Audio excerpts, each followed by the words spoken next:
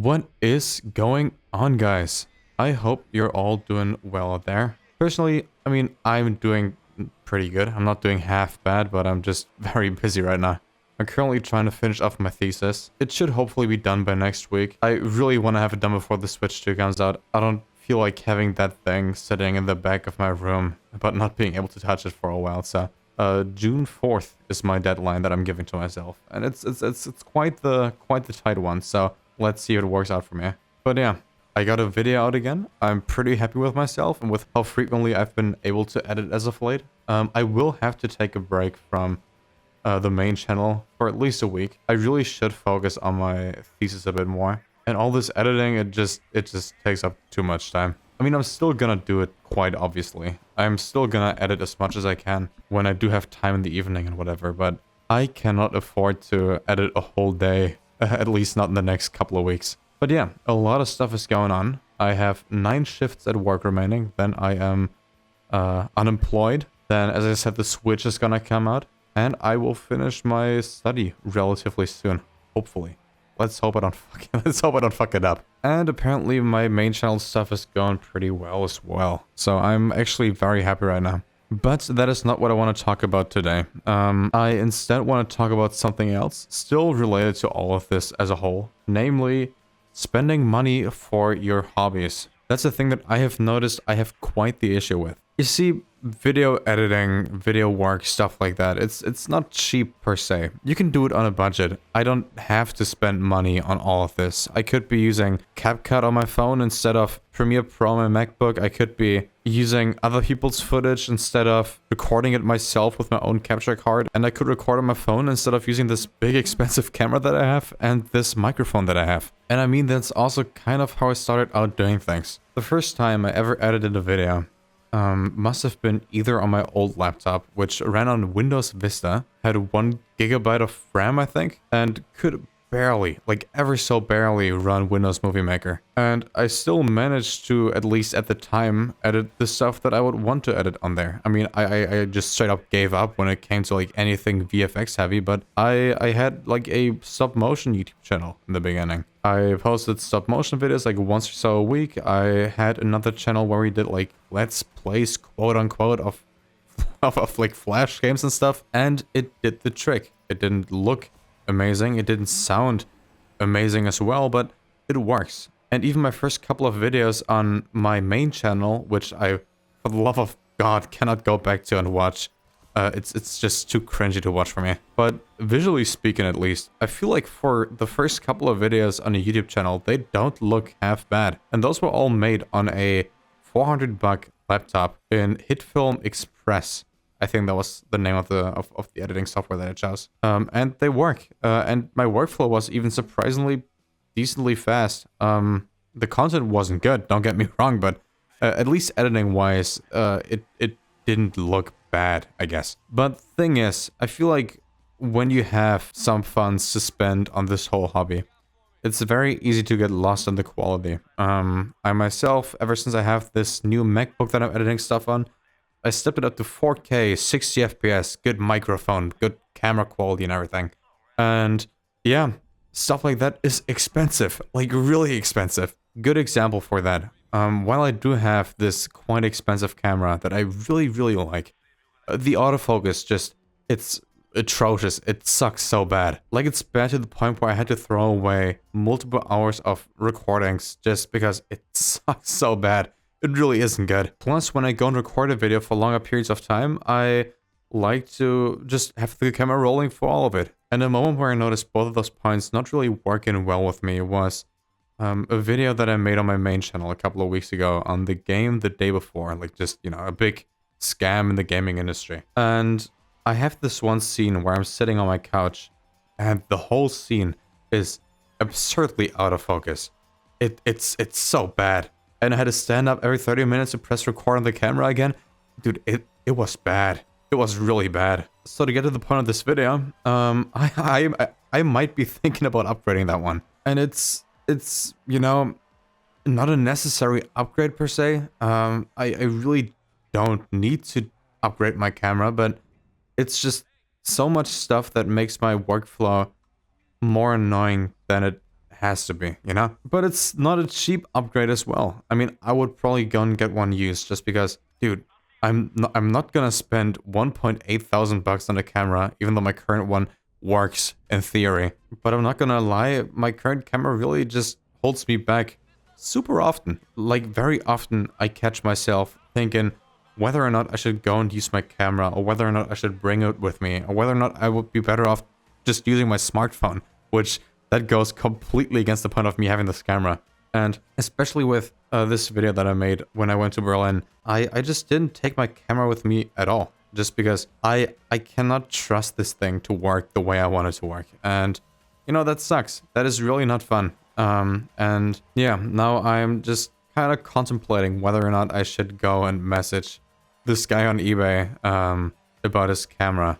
It's a pretty good offer, but, you know, still, it would be money that I spent into this hobby. And I feel like, as of now, I just spend too much money on this hobby. I mean, it's fun, and it's not like I only do YouTube. I use this stuff creatively outside of, you know, editing stuff as well. I mean, especially with the camera, I have so many fond memories that I captured with that one, and so many videos that I also made for university and for, you know, private projects, private hobbies, stuff like that. And it's in theory a pretty good investment, and I think I will get my use out of it as well. But it's a lot of money. It's a lot of money. And especially right now with me quitting my job in the foreseeable future, I'm just caught in this decision on whether or not I should just save up the money, or whether or not I should go and buy the camera that I will probably get eventually at some point. And it's not even like that's the only thing that, you know, tends to take money. I mean, Premiere, am I right? Like, Adobe products overall. I'm lucky that I'm a student and I can get them for, like, I think 20 euros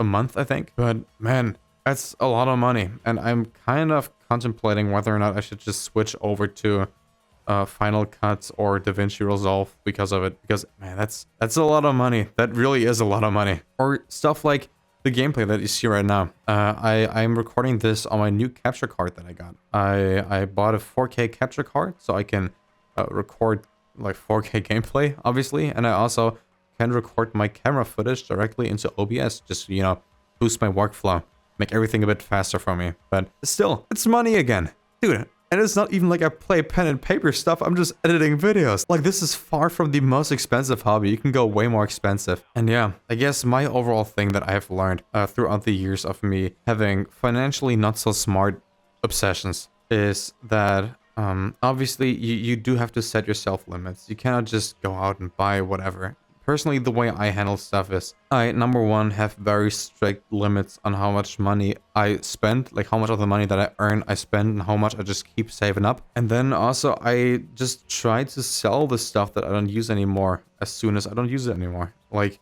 my old capture card, for example. You already know that thing went on eBay right away. On my camera, realistically, I wouldn't even lose money on my camera if I get a new one. I have more than enough stuff that I'm selling, like my old camera, my capture card, an old PC case, and then some stuff. So I wouldn't end up losing money on this per se. But then again, I would also earn more money if I wouldn't buy a camera and just save up the money that I get from selling other stuff. Honestly, this whole video is kind of just me mumbling around about this whole topic of selling stuff and spending money on hobbies and whatever. And it's also kind of to like make up the choice on whether or not I am gonna go and message the guy on eBay as soon as I press stop recording in a couple of minutes. But yeah, point is, you do have to be responsible, obviously. There's a reason why I have been thinking about this whole camera thing for weeks by now, and not just getting it right away. And especially with me trying to take my hobbies a bit more seriously and just, you know, putting more work towards them,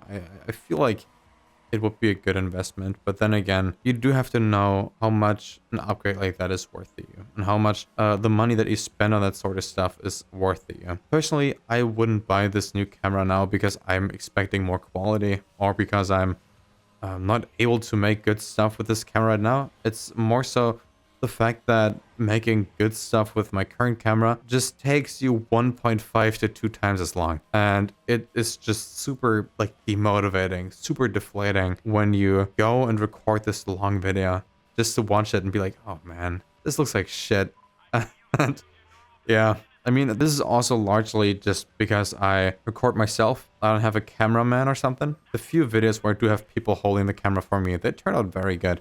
But the stuff where I'm the only person in front of the camera, they just you know, tend to be all over the place. Who knows? Maybe in the next video, I will be out here and I'll be flexing with my new Panasonic Lumix S5 II. But yeah, time will tell. Time will tell. Point still is though, what I want to also focus on.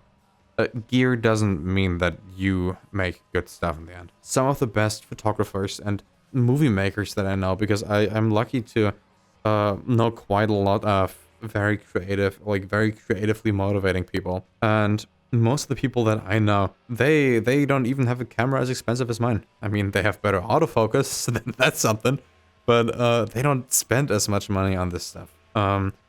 Many of the big people who made it very big by now, they didn't start off with expensive stuff. Gear helps, a better camera helps, a better autofocus system helps, but you don't need all of this. You can achieve what you want to achieve even if you don't have that sort of stuff. It might take more time, it might not be as appealing from its cover, but what it comes down to is what vision you have. And if your vision is worth seeing, and if you totally stand behind what you did and people love the stuff that you do, you really do not need more. This new video that I upload on my main channel, right now it looks like it might just be my most watched video by the end of it. And it's made on my current camera. And it's made with effects that you can totally pull off on just a normal laptop. You don't need a MacBook for this. I mean, maybe you wouldn't go 4K 60 FPS, but people don't care. That's just me being super obsessive about making it as good as I can make it. But the point is, if there is anyone out there listening to this video feeling super down that you don't have as good of a camera as other people, or as good of a PC as other people, or even as good technical knowledge as other people, like when it comes to editing software or whatever,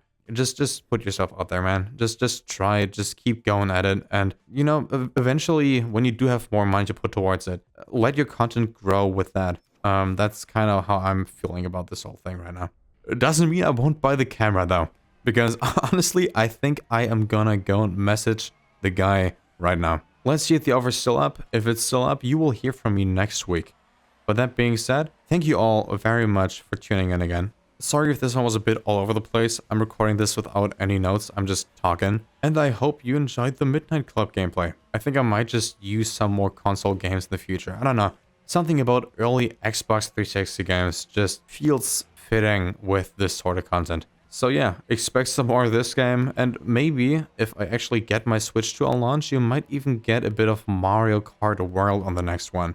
Which, dude, I am so pumped for that game, you have no idea. But that being said, thank you all again for joining me, and I will see you all next week. Y'all have a good one.